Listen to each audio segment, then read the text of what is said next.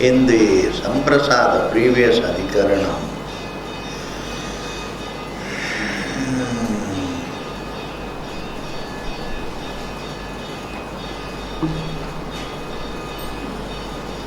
if you refer to something that is existent in the deep sleep state, if we talk about something that is experiencing the three states, that survives the three states, then it has to be Bhuma. Bhuma means the unlimited. Bhuma is a synonym of Brahma.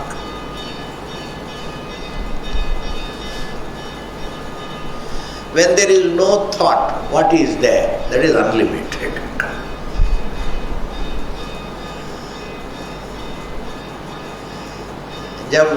When there is no wave, what is there? Only water. That becomes the arrow mark to the fact that even when there is wave, what is there? Is only water. जब तरंग नहीं है जो है, वही तरंग होते हुए भी है. What is there when there is no wave? That alone is there when there is wave. Before the ornament is born, gold is there. Gold alone is there. So when the ornament is born, then also gold alone is there. So when there is no mind, only our being is there, the truth is there. When there is no mind, only the being is there. When there is no mind, you can't think of a material detail. When there is no mind, don't think there is only a thought of emptiness. When there is no thought, then there is no emptiness also. Because emptiness also is a matter of thought. ये बहुत बड़ी बात है. Emptiness is a matter of thought. When thought itself is not there, there is no emptiness. Then when there is no thought, what is there? There is only fullness, Purnatva, Bhuma.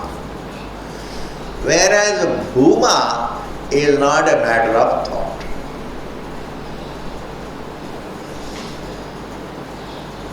Bhuma is not a matter of thought. Brahman is not a matter of thought.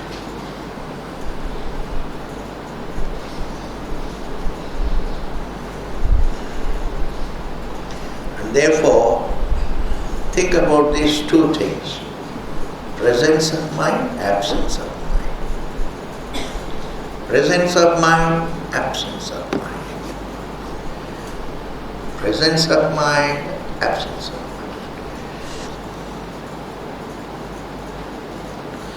Presence of mind, absence of mind.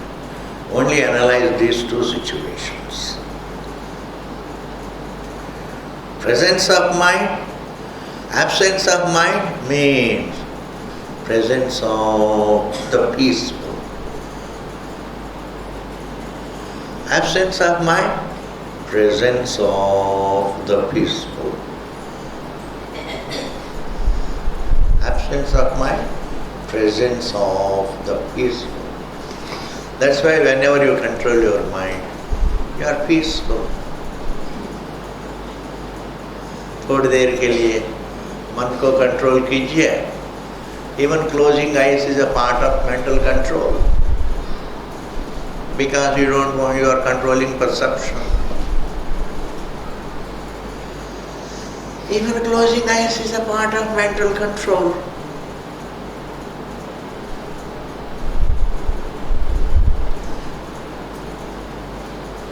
Even going to ekanta is a part of mental control.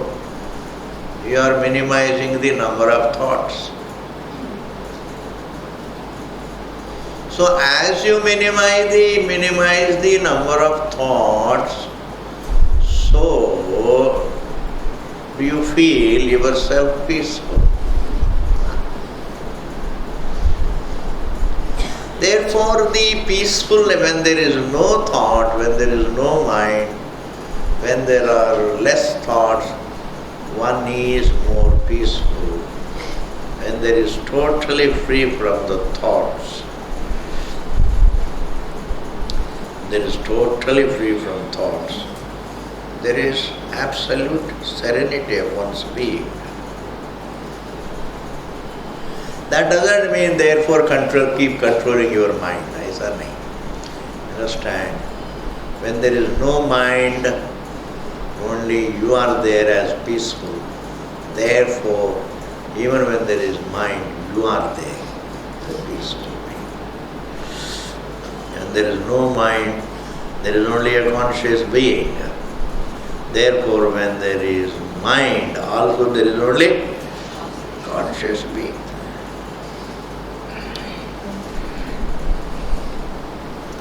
Therefore, whenever the truth is taught as the truth present in all the three states, generally the speculative philosophers, they try to locate the truth within the context of the waking state. The philosophers try to locate the truth inside the waking state. When you try to locate inside the waking state, it will have to be one of the physical details. But as the observer, one is not inside the state. You are not inside the state. The observer of the state, the seer of the state, is not inside the state. Kitni achhi baat hai ji. The seer of the state is not inside the state. The state is in the context of that light, the seer.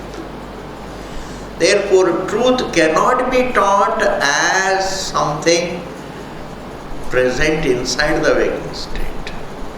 Truth has to be taught only as something that illumines the states and transcends the states. Ye baat ko only Vedanta understands. Because the truth has to experience everything.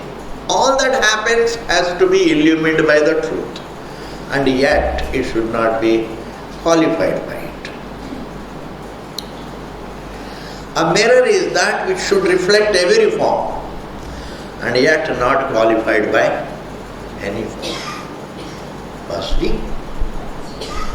a mirror is that which should reflect every form, but it should not be qualified by any form. If it gets qualified by a given color, then it can't reflect.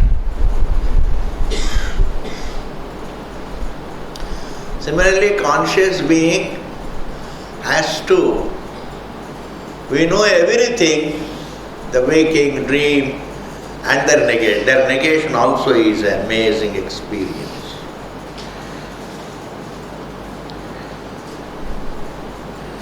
To experience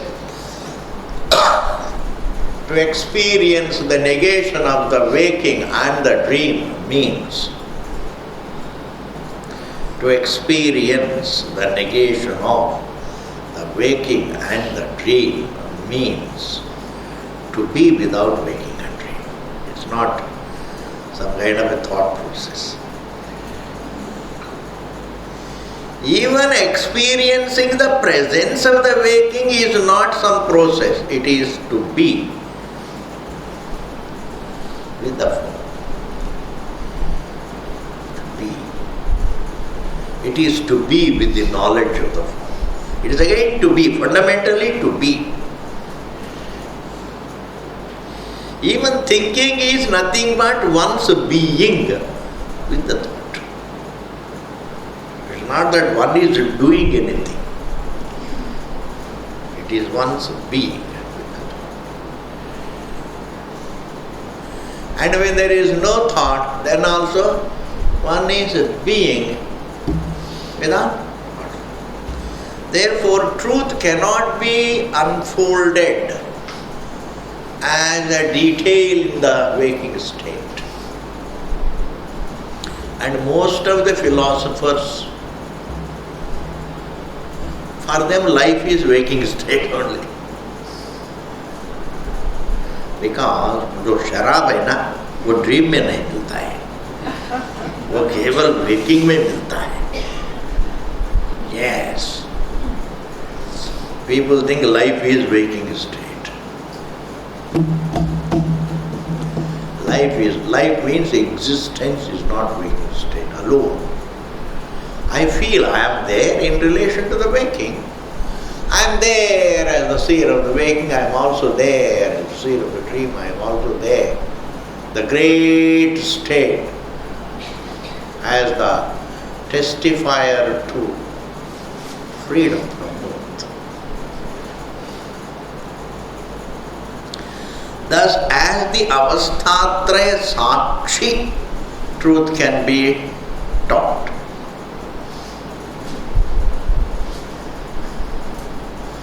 As avastha parichinnaha, you can't teach it. Avasthatraya sakshi, you can teach it. As the witness of the three states. Even though we use the word witness, it is just being. We call it witness, like the sun illumines. Sun is not doing any job to illumine. That is how we say. We get caught in our own language. First I say the sun illumines. The forbidden fruit has already been bitten. You see, the forbidden fruit has already been bitten by saying the sun illumines. The sun doesn't illumine, the sun is. Whatever comes in its way gets illumined. Ye hai vastav. This is a non-forbidden fruit. So instead of biting the non-forbidden fruit, we bite the forbidden fruit. Then we ask questions. How can the sun, that means the sun also performs a job of illumining. First we use a verb of action. Then we say, वो भी करता है. We get caught in our own language actually. We should look at what we experience rather than our expressions. The expressions in vogue in the society can't guide us. The customary language that we use in the society, they misleads us. But our experiences are very beautiful. That high experience, the waking experience, that I am aware of. In your own language, you don't even have to use any Sanskrit language or Hindi or English. अपना ही tribal language में you can उसको देखने वाला mind. You can invent language for the experience. That's not a problem. You can invent language for the experience. What is the anubhava? I am aware of it. Janami.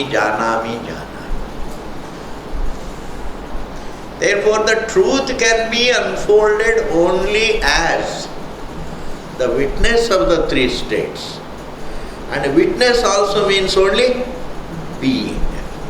The more you follow what I am saying, that every verb of action associated with the truth Please understand it as a verb of being.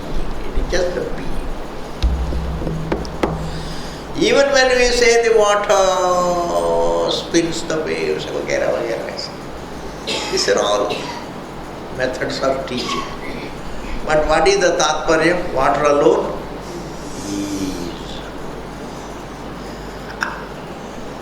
What presence cannot be interpreted to mean as a job doer. Silence cannot be interpreted as a sound. Come one. Silence cannot be interpreted as a sound.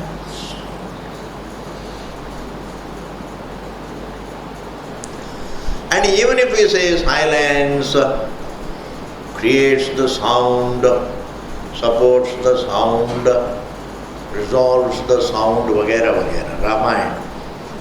What is the tatparya of it? Silence is. Same thing apply to yourself. Will get a relief.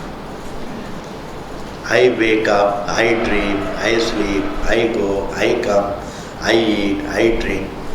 जो भी मैं करता हूँ, इसका तात्पर्य है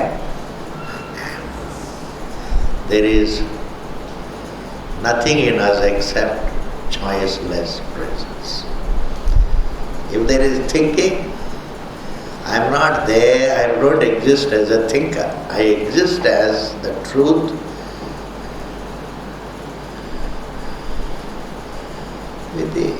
along with a bubble of thought. I don't stand as the thought. I don't stand as the thinker.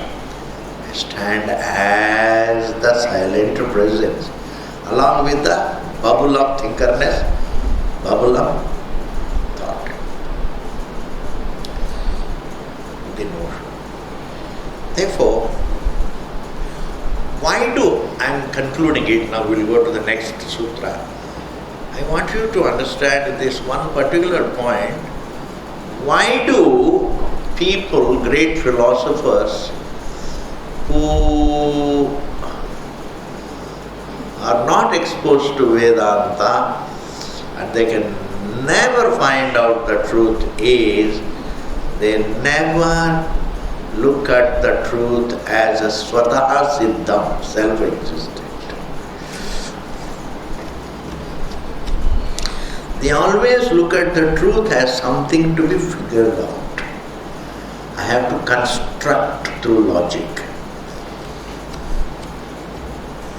They think of constructing.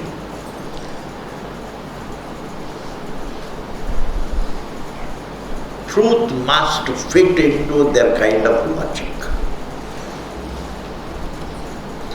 Truth must fit into their kind of logic.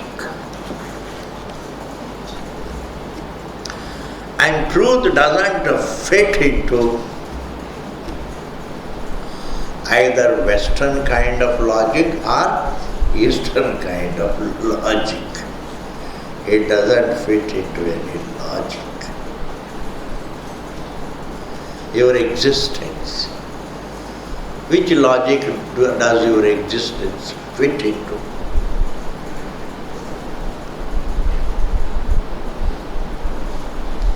Therefore, independent of the Shabda Pramanam, it is very difficult.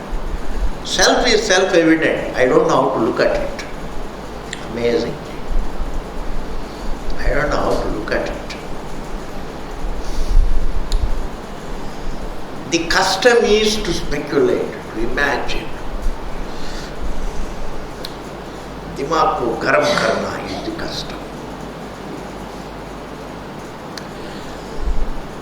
Some people even make institutions. Research institute into Vedanta, Brahma Vidya. Ye kya hai ji? What research are you going to make into Brahma Vidya? Simply, this is not only wrong, it is a dog. Why? Because to hoodwink the government. Because the moment you use the word research, you can get some kind of relief from the government. Taxation is. You get a lot of donation. To be wrong is natural. To be dong is a sin. To be wrong is not a sin. To be wrong is ignorance. To be a dong is a sin. To be a dong is sin. It's a papa. If I don't know. What can I do about it? It's ignorance. But dong, there is deliberation in dongness. You can't be dongi in ignorance. Fundamentally that may be in ignorance, but that particular patch of dongness, there is a deliberation. And Punya Papa have deliberation behind. When you do a good deed, there is a deliberation. When you do a bad deed, there is a deliberation. Therefore, independent of the Shabda Brahman, kuch nahi. The words, the generations will come and generations go. All over the creation. Nothing happens. No jiva is going to look at himself. Bhagavan is not going to look at himself. Because Bhagavan is such a funny author, he doesn't want to look at his own literature. He wants to read other authors. When the whole world, when the need is to read his literature, he is interested in reading others. Therefore, he is a funny author. In the form of a very jiva, he is not interested in Vedanta.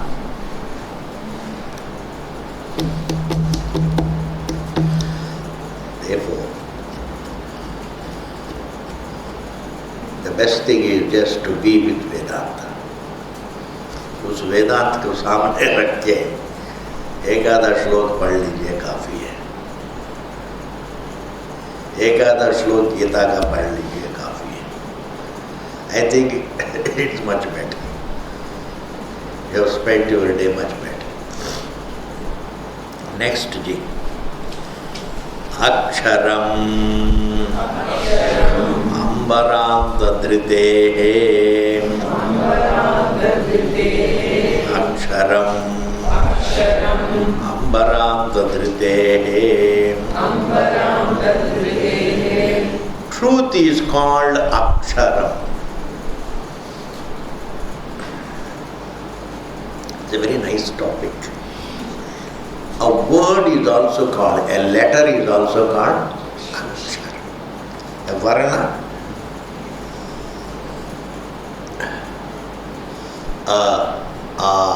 E. These are all varnamala. E, nun, ril, rik, etc. These are all letters. A, B, C, D is all alphabet. These letters are also called akshara. Why? It has no end. It becomes manifest and unmanifest. Language and what it pertains to, the world. The language and what it pertains to, the world, become manifest and unmanifest.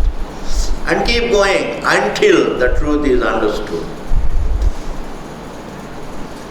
And even when the truth is understood, they are not destroyed. They are only traced to the truth. Amazing. When you come to know the water, you don't destroy the wave. You say what looks like wave is one. So there is no creation, there is no destruction. There is only a notion and discovery. This is a peculiar, it is typical of Vedanta. Vedic culture never accepts any creation or destruction. Nothing new is created, nothing old can be destroyed. You can't add anything to the truth. You can't take anything away from the truth. Glorious truth. You can't add anything to the truth. You can't add anything to the water. You can't take anything away from the water.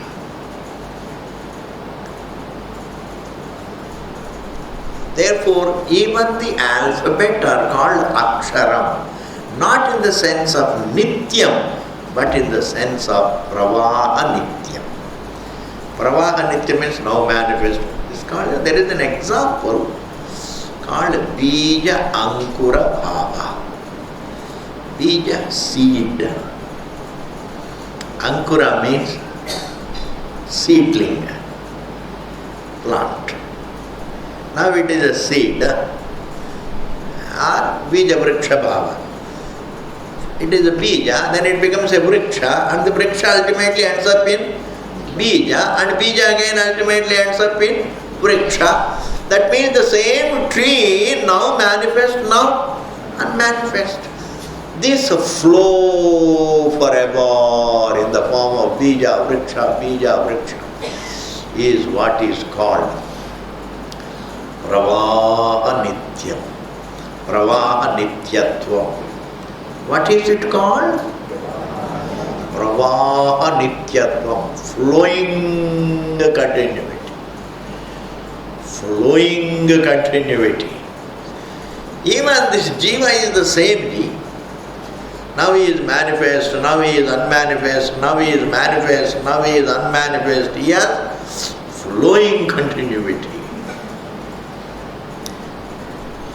Even Shastram has what? Now Vyakritam, now Avyakritam, now it is manifest, now it is unmanifest, now it is manifest, now it is unmanifest. What is it called? Flowing continuity. Therefore, even the language is called Akshara. But in Vedanta, the word Aksharam primarily applies to the truth, not the alphabet. In the context of Vyakaranam, Aksharam means alphabet. But in the context of Vedanta, Aksharam means the eternal, the truth. Why do you have to interpret the word Aksharam to mean Brahman? Ambaranta dhritehe.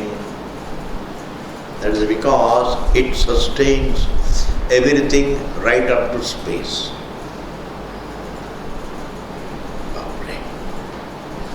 What supports everything right up to space cannot be an alphabet. What supports everything right up to Ambara. Ambara means, space. Ambara, Anta means right up to Ambara. Dhriti means Dharana, Shakti. It has the capacity to sustain everything right up to space. It can sustain Prithvi, sustain water, sustain fire, sustain air, and sustain space. So what can sustain all the five elements, and also what can sustain all the senses and the mind? Can it be just an alphabet? Therefore, in Vedic culture, Aksharam primarily means Brahman. Therefore, in Vedic culture, Aksharam primarily means Brahman. Where is it defined? Here. Kim aksha saho vacha etadvaitadaksharam Kasminno khalu akashaha votasya protasyeti. Sauvacha etadvaitadaksharam garge brahmanaha abhivadanti astulamananu itya. This shruyate, very beautiful. There was a kind of a confrontation between Yajnavalkya and Gargi. Both were scholars.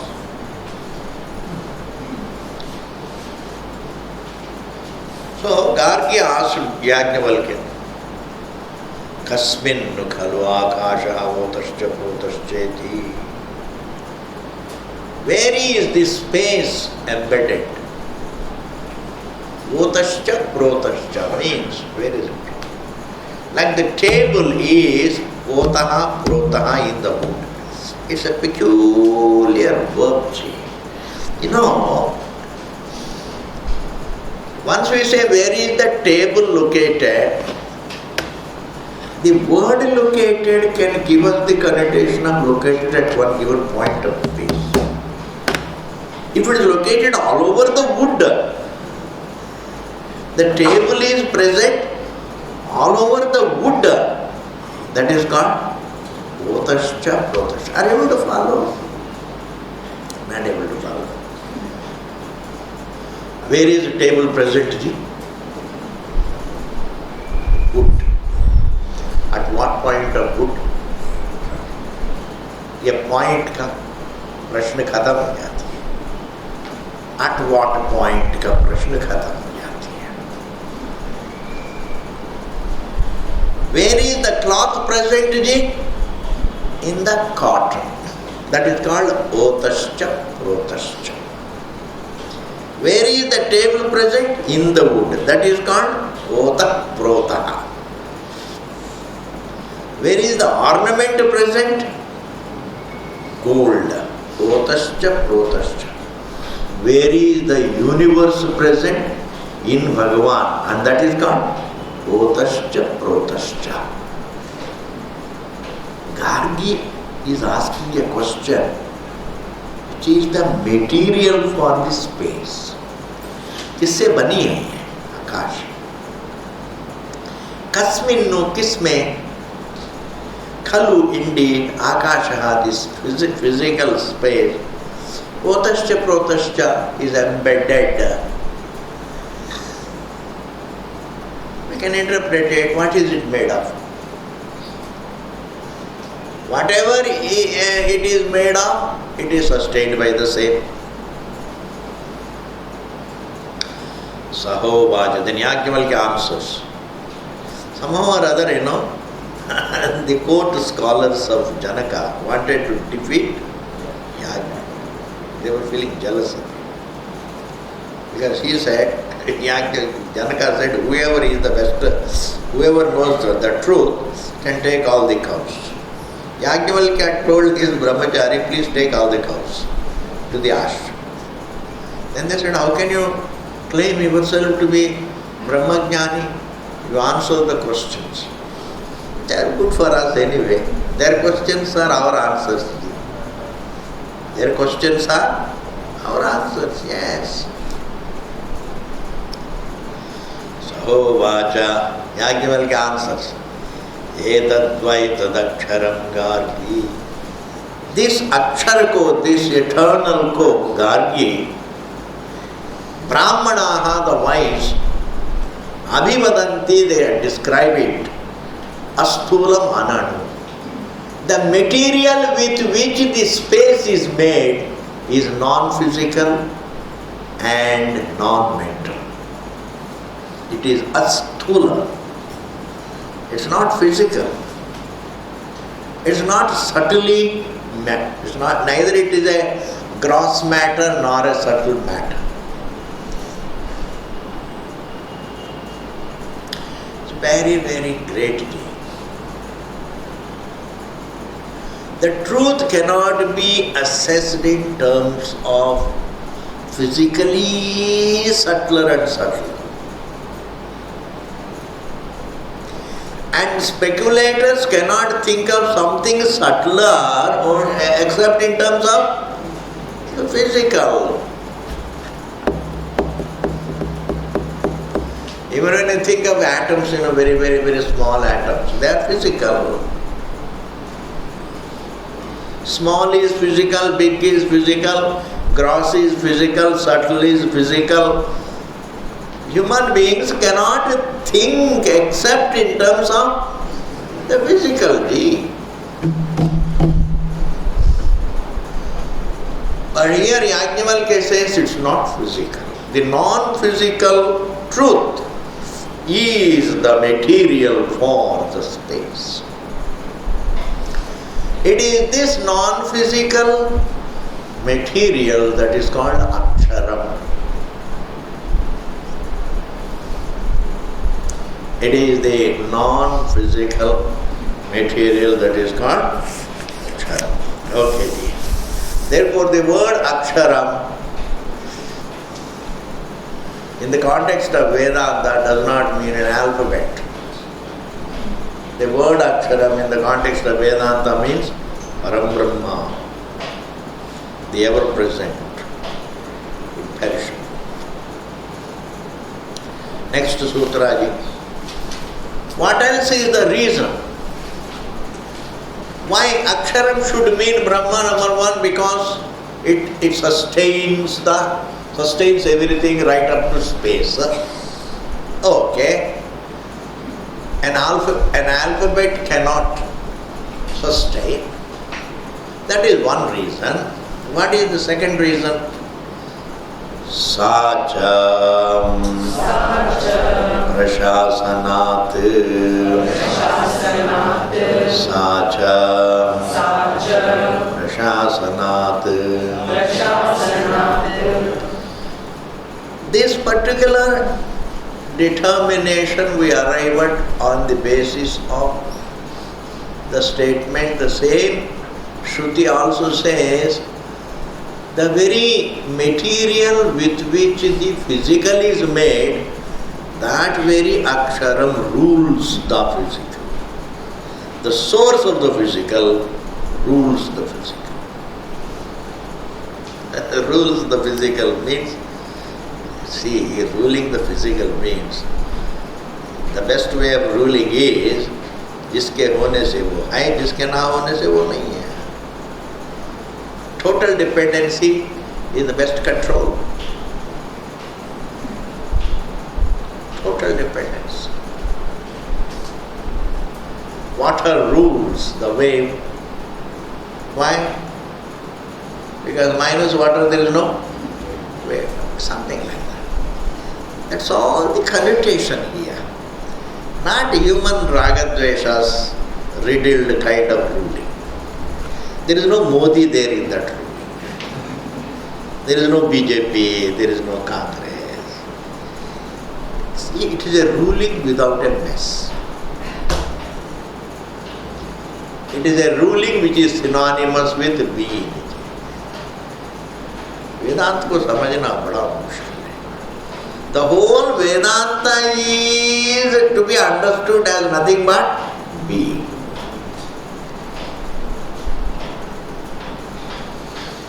Therefore, the Aksharam, which is the material for the space and the rest, rules it. Rules it means sustains it, without which it can't. It appears in it, stays in it, goes back into it. That is the ruling. Total dependence. ये भी इस तरह से समझना चाहिए, total dependency. You have to be very profound in understanding total dependency. Total dependency also should not be misunderstood as a process. Total dependency should be understood like this. A notion can't exist unless there is a fact. बस इतना ही है. I cannot make a mistake unless there is a fact. I cannot make a mistake unless there is a fact. I cannot see the snake unless there is a rope. that kind of dependence. What a dependence.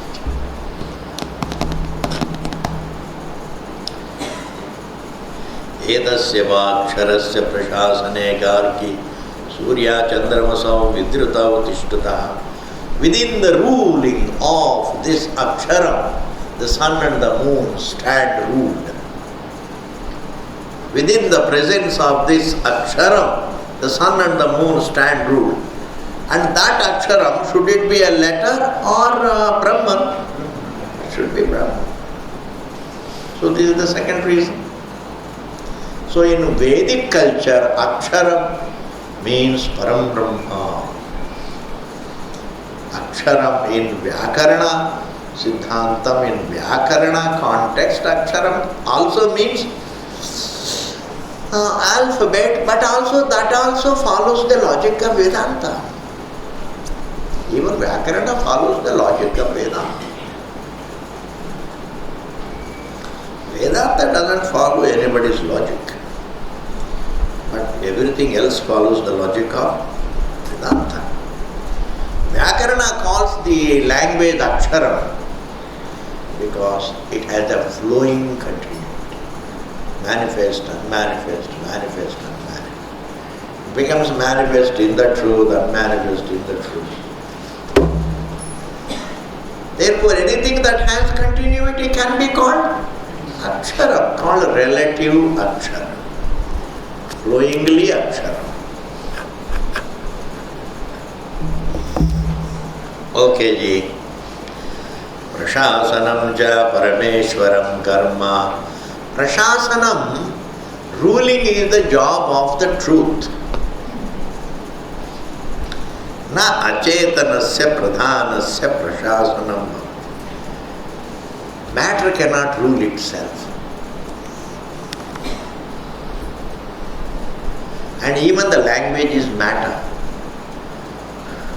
The language itself needs to be ruled. Therefore, it is the reality, Parameshwara, that rules. Nahi acetananam gatadikarananam vedadinam gatadi vishayam prashasanamastiti. This is over, ji. Next. Anyabhavam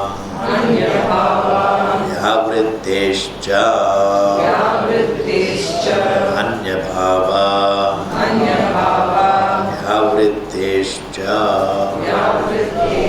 This is something a nice approach in Vedic. It's like saying, you see, you should speak truth. You should always speak reality, truth. And then you also say the contra, negate the contra. Never tell lies. Yeah, you should always speak the truth is good enough. Why do you say you should not tell lies? उसकी जरूरत ही नहीं है, नहीं बोलना पड़ता है. Why? Because human beings require both the kinds of teaching. अच्छा काम करो, बुरा काम मत करो. There will be always a कुतर्की. आपने कहा अच्छा कर्म करो, मैं अच्छा कर्म तो कर रहा हूँ, थोड़ा बुरा कर्म भी कर रहा हूँ. आपने तो ये नहीं कहा कि बुरा काम मत करो. तब आप क्या करेंगे?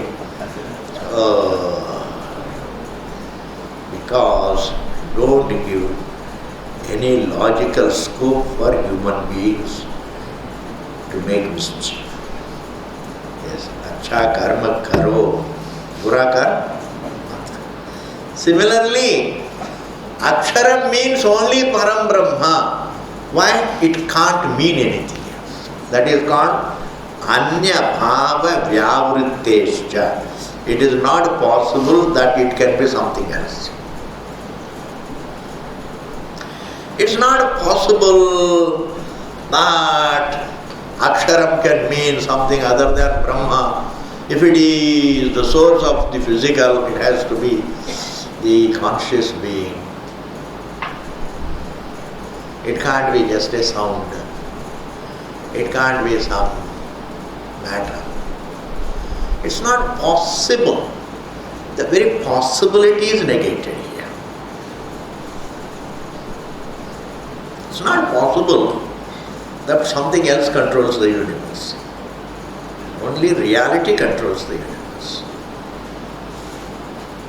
Even our day-to-day actions are all controlled by the truth. What do you mean by that? जैसे आप करते हैं वैसे फल आता है, बस वही है, the law of karma. But from the truth point of view, he just is. They give an example of, this magnet. Magnet is quiet, but the iron pieces, iron filings, they keep dancing. But the magnet is quiet. वहाँ पर भी flaws दिखाते हैं, but भगवान ऐसा भी नहीं है. He doesn't have any attractive power also. भगवान has a peaceful presence, not a tempting presence. Bhagavan doesn't have. He has some tempting presence only when he becomes Bhakya Bihari Lal. When he becomes Bhakya Bihari Lal, then he becomes a magnet. Able to follow. But as Brahman, the peaceful presence. Therefore, it's not possible. Okay, we have done all the four sloka, three sutras, plus the previous also we realized. आज के लिए इतना काफी है, having little. Now the next adhikaranam is ikshati karma vyapadeshat saha. The next topic is going to be Omkara. When we talk about Omkara, is the most suited word for reflection. Om. Aksharam means eternal. Satyam means ease. Jnana means consciousness. Ananta means unlimited. But once we say Om, it is everything in one. It is the truth of all the three states. Om is a method of teaching. When you say Om, it is a complete method of teaching the truth. Therefore, Omkar शब्द के बारे में ज़्यादा Indians don't understand. वो तो कहते हैं कि ओंकार, हम जानते हैं जी ओंकार के बारे में, आगे बताओ. ओंकार क्या जानते हैं? वही Om Om Om Om. People don't know. Om is a method of teaching. Om is a statement about the truth. It's not a given word. It is a statement about the truth, that is, thou art at once the truth of the three states, at once the experiencer of them, the witness of them, and the truth of them, and transcend them. You are at once the waker, dreamer, sleeper, and you transcend all the three. What is this? Is it descriptive of a given feature? No, it is a statement about the truth. Are you able to follow what I am saying? It's a statement about it. Om means it is a statement about the truth. Thou art the truth, that is Om. Thou art A, thou art U, thou art Ma, and Thou art transcendent to 3. Therefore, Om is not a word. Om is a statement about our Atma, our self. That way, Swamiji, every word Satyam, Jnanam, Ananda. Yes, but yet Om has in it the entire statement. Omkara Prakriya bahut achhi prakriya hai.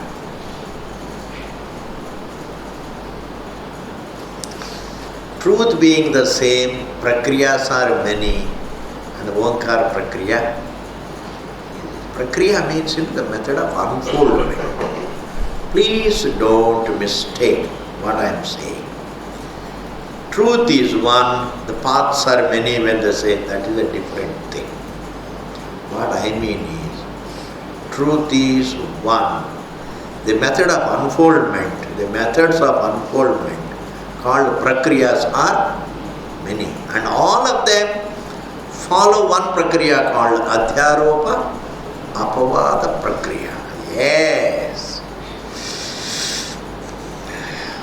Defining the truth from the creation point of view and defining the truth from its own point of view. That is called adhyaropa drishti, swarupa drishti. Wherever there is adhyasa, you have to take these 2 points.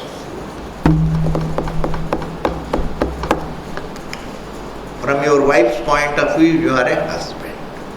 From your own point of view, you are not born husband. Amazing. From one's own point of view, one is one husband. Which is